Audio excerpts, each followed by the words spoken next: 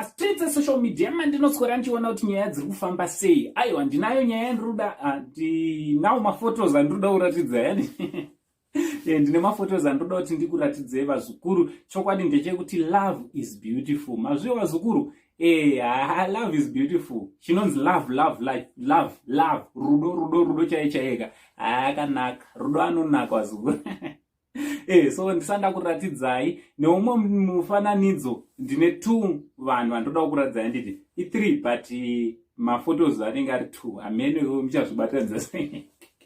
So chiteerera ndisanda kuratidzai zvandinazvo. Usati wasubscribe paSaint TV. Aiwa, Saint TV. Onai vazukuru, onai.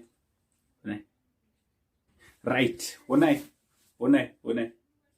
Right, Saint TV pari zvino ndoiri kupisa. So subscribe, turn on your notification bell kuti pega but no upload my videos, you will be notified. Chito zvekudi kwese kwamuri vazukuru vasekuru Saint. So mufananidzo wekutanga vamwe vari kuti ndiye, vamwe vari kuti asiri uyu.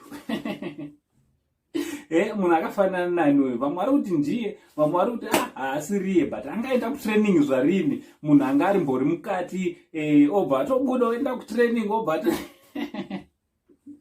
vazukuru vangu regai ndiseke zvangu. Asi vamwe vari kuti anenge asiriye, vamwe vachito ndiye. Kwewo uri kuti ndiye here kana kuti asi mamuona. Right, tozoti tichiti makorokoto kuna hanzvadzi yangu, muzukuru wangu muzukuru hanzvadzi anozinikiwe nemurume wake. Love is beautiful. Chimbonatsozoonderai mafotos natsovheta vazukuru. Love is beautiful. Anditi ndoti munatsozvoonera muongorore mega muchiona kuti zvii. Vamwe muri kunze koko kana hagi chaicho hauchaizive, kana kisi inotoera mbamenyu vazukuru. Kana une mukadzi kana kuti murume mbamenyu dananai mazviwa.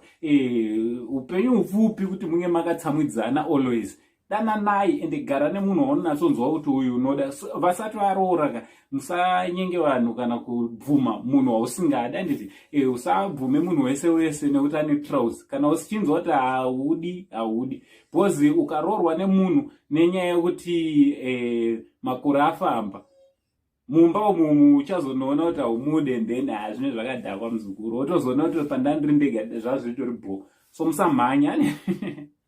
Advice from Sekuru. From Uncle saying the only Zimbabwean uncle. Comment section is open. Much love.